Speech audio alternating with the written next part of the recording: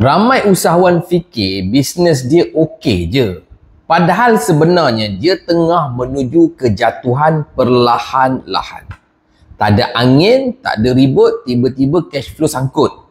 Pelanggan makin kurang, staff mula tak perform. Tapi sebenarnya benda tu bukan tiba-tiba, bos. Ni dia 5 tanda awal bisnes kita sedang sakit. 1. Sale makin turun. Tapi kita tetap buat benda yang sama setiap hari. Ulang rutin yang lama. Tapi mengharapkan hasil baru. Mustahil, bos. Kedua, duit masuk banyak. Tapi hujung bulan tetap tak cukup. Tu tanda bisnes tak sihat dari dalam. Banyak bocor. Tapi tak perasan. Monitor cash flow, bos. Monitor ending balance dalam akaun setiap bulan. Jangan duk tengok profit and loss saja. Yang ketiga, customer lama dah tak datang. Tapi kita tak pernah pun nak follow up. Repeat customer kita hilang. Itu sebenarnya amaran yang sangat loud, yang sangat clear. Yang sebenarnya bisnes kita ada problem. Kalau dah loyal customer pun dah start tak datang, something wrong somewhere.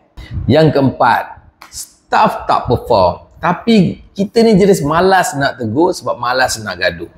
Sebenarnya, bila owner bisnes dah start diam, sebenarnya juga adalah bisnes dah perlahan-lahan mati dari dalam.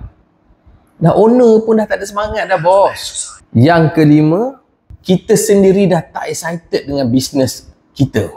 Kita hilang passion. Semua benda kita rasa berat. Fokus kita dah lari. Sibuk nak cari peluang bisnes baru. Sedangkan bisnes kita ni sekarang ni problem. Tapi kita dah mula tak ada mood, tak ada minat, dah sibuk nak cari bisnes baru. Arah dah kabur. Bisnes ni dia tak akan jatuh esok. Tapi kalau 5 tanda ni kita biar hari-hari, jatuh tu pasti. Kalau kita dah nampak salah satu tanda ni, so, jangan buat-buat sibuk. Sebab ni bukan pasal sakit bisnes je, tapi sakit masa depan kita juga. InsyaAllah, saya akan share hari-hari tips untuk bantu kita bangkit balik. InsyaAllah lah, cuba follow saya kepada sesiapa yang tengah down dan rasa nak bangkit. Nak ubah bisnes sebelum terlambat. Okey, esok juga saya nak share macam mana kita nak tahu bisnes kita tu masih boleh diselamatkan atau kita patut tutup. Follow saya.